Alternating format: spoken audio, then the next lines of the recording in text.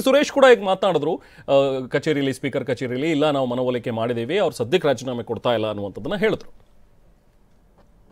ACC general secretary ಅವರು ACC ಅಧ್ಯಕ್ಷರು ನನಗೆ ಹೇಳಿದ್ದಾರೆ, ಅವರಿಗೆ ಸಮಾಧಾನ ಮಾಡಿ ಕರ್ಕೊಂಬನ್ನಿ, ಅವರಿಗೆ ಅಸಮಾಧಾನ ಆಗದೆ ರೀತಿಯಲ್ಲಿ ನಾವೆಲ್ಲ ಕೂತ್ಕೊಂಡು ಸೌಹಾರ್ದಯುತವಾಗಿ ಈ ಸಮಸ್ಯೆನ ಪರಿಹಾರ ಮಾಡೋಣ ಅಂತ ಹೇಳಿದ್ದಾರೆ.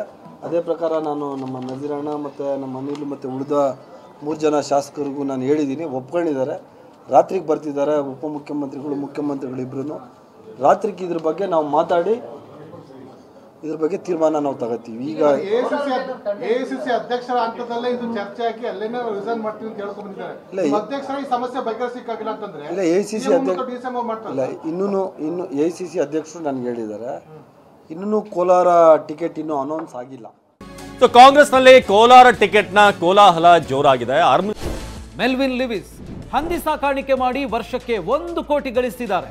ನೀವು ಕೂಡ ಅವರಿಂದ ಕಲಿಬೇಕಾ? ಅವ್ರ ಜೊತೆ ವಿಡಿಯೋ ಕಾಲ್ನಲ್ಲಿ ಮಾತಾಡಬೇಕಾ? ಈಗಲೇ ಫ್ರೀಡಮ್ ಆ್ಯಪ್ ಡೌನ್ಲೋಡ್ ಮಾಡಿ. ಇಂದಲೂ ಕೂಡ ಈ ಟಿಕೆಟ್ ವಿಚಾರವಾಗಿ ವಿರೋಧ ಇದ್ದೇ ಇತ್ತು. ಕ್ಷಣಕ್ಕೂ ಕೂಡ ಹೈಡ್ರಾಮಾ ನಡೀತಿದೆ. ರಾಜೀನಾಮೆ ಪತ್ರ ಹಿಡಿದು ಬಂದಿದ್ದಂಥ ಸದಸ್ಯರು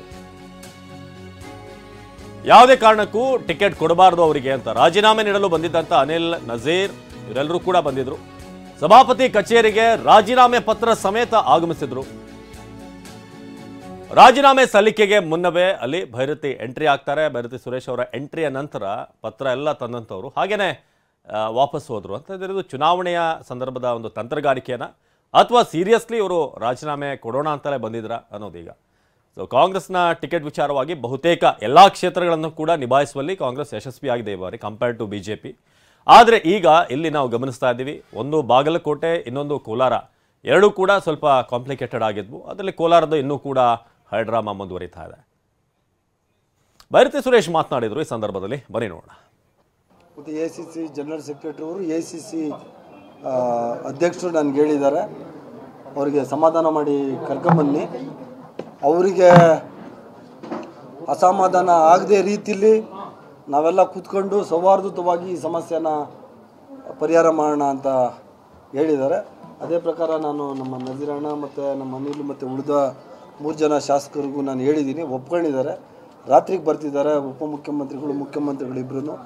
ರಾತ್ರಿಗೆ ಇದ್ರ ಬಗ್ಗೆ ನಾವು ಮಾತಾಡಿ ಇದ್ರ ಬಗ್ಗೆ ತೀರ್ಮಾನ ನಾವು ತಗೋತೀವಿ. ಈಗ ಎಸಿಸಿ ಅಧ್ಯಕ್ಷರ ಹಂತದಲ್ಲೇ ಇದು ಚರ್ಚೆ ಆಗಿ ಅಲ್ಲೇನೇ ರಿಸೈನ್ ಮಾಡ್ತೀವಿ ಅಂತ ಹೇಳ್ಕೊಂಡು ಬಂದಿದ್ದಾರೆ. ಅಧ್ಯಕ್ಷರ ಈ ಸಮಸ್ಯೆ ಬಗೆಹರಿಸಿಕ್ಕಾಗಿಲ್ಲ ಅಂತಂದ್ರೆ ಇಲ್ಲ, ಎಸಿಸಿ ಅಧ್ಯಕ್ಷ ಇಲ್ಲ, ಇನ್ನೂ ಎಸಿಸಿ ಅಧ್ಯಕ್ಷರು ನನಗೆ ಹೇಳಿದ್ದಾರೆ, ಇನ್ನೂ ಕೋಲಾರ ಟಿಕೆಟ್ ಇನ್ನೂ ಅನೌನ್ಸ್ ಆಗಿಲ್ಲ.